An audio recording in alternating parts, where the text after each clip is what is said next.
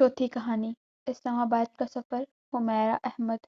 وہ روز کی طرح چارپائی پہ بیٹھی کتابیں سامنے پھیلائے انہیں پڑھ تو بالکل نہیں رہی تھی۔ یہ کتابیں تو بہانہ تھی، جب اماں دیکھے گی کہ وہ پڑھ رہی ہے تو اسے کوئی کام نہیں کہے گی۔ اساور، ارے او اساور، سنو میری بات ذرا۔ اماں اس کے پاس آ کر چارپائی پہ بیٹھی۔ کیا ہے؟ ہمیشہ کی طرح بیزاری سے کہا۔ تمہیں چھٹیاں ہیں تو میں سوچ رہی تھی کیوں نہ تمہارے ماموں گھر چلے۔ اماں نے کہا۔ کیا؟ وہ ماموں جو بہت امیر ہیں اور ان کا گھر بہت بڑا؟ اساور نے خوش ہوتے کہا۔ ہاں نا۔ اماں مسکرائی اور اٹھ گئی۔ چل آ، سامان باندھ، کل صبح نکلیں گے۔ اماں نے کہا۔ ارے ابھی چلتے ہیں، ابھی 4 بجے ہیں، شام تک پہنچ جائیں گے۔ اساور نے کہا۔ ابھی نہیں، ابھی بس نہیں ملے گی، اماں کہہ کے اندر چلی گئی۔ اسلام آباد پہنچنے تک شام کے 4 بج گئے تھے۔ اس بات کا اندازہ اساور بخوبی لگا سکتی تھی کہ کوئی بھی انہیں دیکھ کر خوش نہیں ہوا تھا۔ اساور کو ساری عمر اتنی بے عزتی کبھی محسوس نہیں ہوئی تھی جتنی اپنے دونوں ماموں کے بے تاثر چہرے کو دیکھ کر ہوئی تھی۔ اسلام آباد آنے کا جوش ٹھنڈا ہو گیا۔ کچھ چیزیں دور سے ہی اچھی لگتی ہیں۔ اساور کمرے میں سامان رکھ کر اب بستر پر بیٹھی تھی، تبھی اسے کھڑکی سے 2 گاڑیاں مرکزی دروازے سے داخل ہوتی دکھائی دی۔ اس میں سے اعلیٰ لباس پہنے لڑکے اور لڑکیاں نکلی۔ اساور کمرے سے باہر آئی۔ سامنے امی ماموں جبل جو وقت کے ساتھ جیبی بن گئے تھے اور ماموں احسن بیٹھے تھے۔ دونوں ممانیاں بھی وہیں بیٹھی تھیں، ناگوار تاثرات کے ساتھ۔ باہر سے وہ لڑکے اور لڑکیاں جن کو اساور نے گاڑیوں سے اترتے دیکھا تھا اندر آئے۔ ان میں سے تقریباً اساور کی عمر کی لڑکی نے اسے اشارہ کیا کہ میرا بیگ میرے روم میں رکھ آؤ۔ اس لڑکی نے بیگ آگے بڑھایا۔ اساور کی آنکھوں میں نمی آئی۔ کیا وہ اسے نوکرانی سمجھ رہی تھی؟ اگلے ہی پل اساور کا سر گھوما۔ یہ اسلام آباد کے برگر اس خود کو سمجھتے کیا ہیں؟ اساور اسے نظر انداز کرتی اپنی ماں کے ساتھ ٹانگ پر ٹانگ رکھ کر صوفے پر بیٹھ گئی۔ وہ لڑکی منہ کھولے اساور کو دیکھ رہی تھی۔ یہ اساور ہے، آپ کی کزن، مومانی نے مسکرا کر کہا۔ وہ لڑکی بھی بمشکل مسکرائی۔ گھر کے تمام افراد سے اساور کی ملاقات رات کے کھانے پر ہوئی تھی۔ ماموں جیبی سب کو اساور سے متعارف کروا رہے تھے۔ یہ ہے میرا بیٹا ہادی، اور یہ میری بیٹی نادیہ، اور یہ احسن کا بیٹا مصطفیٰ، اور یہ اس کی دونوں بیٹیاں ربا اور آریہ۔ جب ماموں جیبی مسکرا کر سب کا تعارف کروایا ماموں جیبی نے مسکرا کر سب کا تعارف کروایا اور اپنی ممانیوں سے تو آپ مل ہی چکی ہیں۔ اساور نے ہاں میں سر ہلایا۔ رات کے 10 بجے تھے۔ اساور کمرے سے باہر نکلی۔ اماں سو چکی تھی۔ اساور کچن میں گھسی، ایک پلیٹ اٹھائی، چاول ڈالے۔ ہائے! آواز پر اساور چونک کر پلٹی۔ سامنے مصطفیٰ کھڑا تھا۔ ہائے! اساور نے کہا اور پھر چاول ڈال کر باہر نکل آئی۔ اساور آ جاؤ یہاں۔ اساور چونکی۔ کمرے کا دروازہ کھلا۔ سامنے ماریہ، نادیہ، رباب اور ہادی بیٹھے تھے۔ ہم سب مووی دیکھ رہے ہیں، تم بھی آ جاؤ۔ نادیہ مسکرائی۔ اساور کچھ پل کے لیے رکی، پھر کندھے اچکائے اور اندر آ گئی۔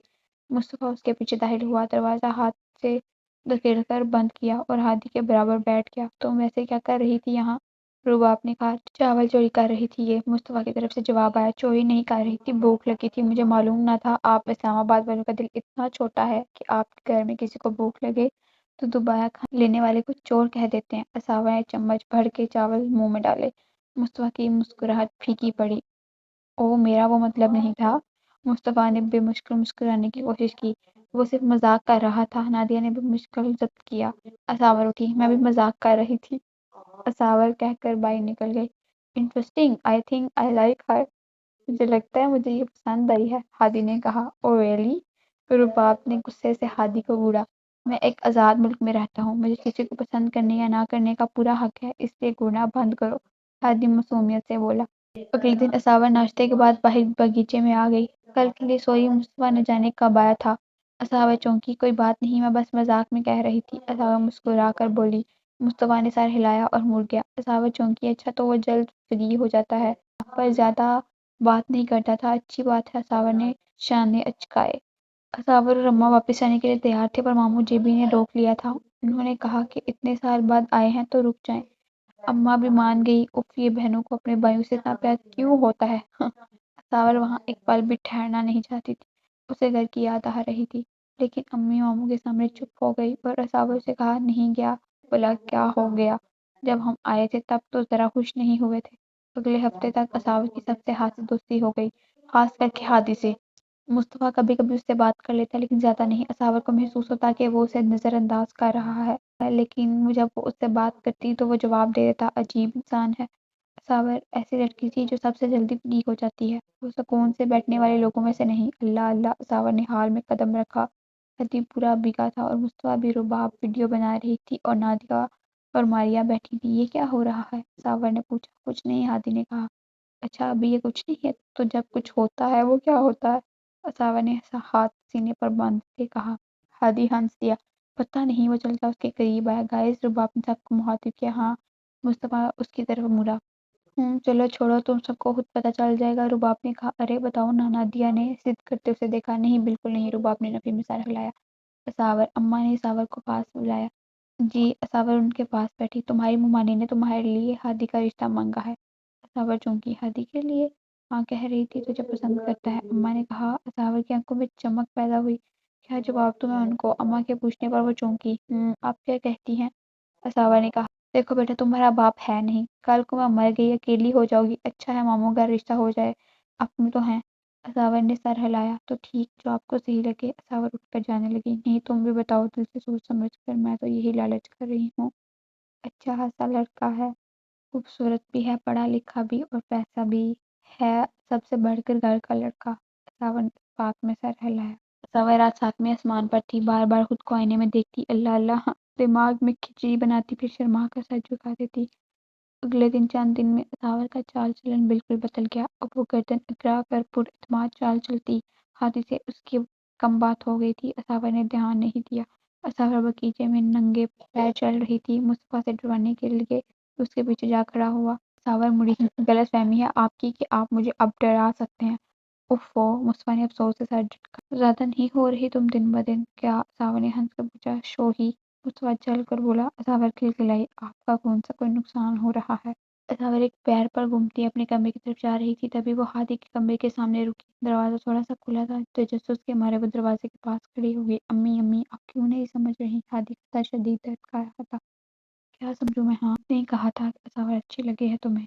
ممانی کی غصے بڑی آواز ابھری۔ امی، اس انداز میں نہیں کہا تھا، بس ویسے آپ جانتی ہیں وہ کس قدر شوخ اور چالاک لڑکی ہے، کسی کے ساتھ بھی فری ہو جاتی ہے فالتو میں۔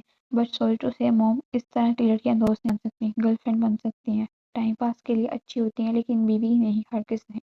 ہادی غصے سے چیخا۔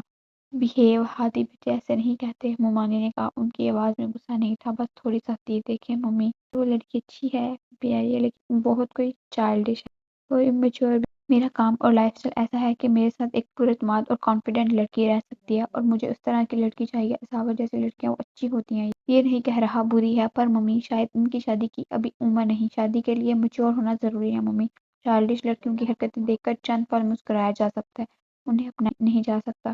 مانی اسے دیکھتی گئی۔ ممی، میں خود بھی بہت فری ہوں، بہت سی لڑکیوں سے اساور کے ساتھ بھی تھا، پر آپ کو سمجھنے کی ضرورت ہے، آپ پسند کریں یا نہ کریں، مرد خود جتنا مرضی بد ہو، عورت اسے نیک چاہیے ہوتی ہے، اور مرد اور عورت اس معاشرے میں برابر نہیں ہے، کچھ بھی کر لیں، کچھ بھی کہہ لیں، جتنا مرضی آپ شور مچائیں، عورت اور مرد برابر ہیں، مگر یہ معاشرہ اس بات کو تسلیم نہیں کرتا۔ ہادی نے بات ختم کی اور چہرہ موڑ گیا، صاف تھا وہ مزید کوئی بات نہیں کرنا چاہتا تھا۔ دوسری طرف اساور کے چہرے پر بہت سے رنگ آئے اور گئے، وہ مڑتا قدم اٹھاتی اپنے کمرے کی طرف چلی گئی۔ اسلام آباد کا سفر تمام ہوا، اور کہتے ہیں ہر سفر ایک سبق دیتا ہے، اسلام آباد کے سفر نے بھی اسے ایک سبق دیا تھا۔ جو لڑکیاں دوست بنائی جا سکتی ہیں، گرل فرینڈ بنائی جا سکتی ہیں، لیکن بیوی نہیں۔ حد سے زیادہ بولڈ اور بدتمیز لڑکیوں کی بے وقوف باتیں سن کر مسکرایا جا سکتا ہے، انہیں اپنایا نہیں جا سکتا۔ ہر انسان کو اپنا پارٹنر خود کے لیے چاہیے ہوتا ہے، مکمل طور پر نہ صحیح، لیکن کم از کم اس کی ذات کا ایک حصہ صرف اپنے لیے چاہیے ہوتا ہے۔ اور جو لڑکیاں خود کی حفاظت نہیں کرتی، اللہ کی دی ہوئی امانت کا خیال نہیں کرتی، ان کو کمپنی مل سکتی ہے، عزت نہیں۔ یہ واقعی سچ ہے، عزت اس کی ہوتی ہے جو عزت کرواتا ہے۔ جاؤ اسلام آباد، تم نے مجھے زندگی بھر کا سبق اور کم ساتھ دیا ہے۔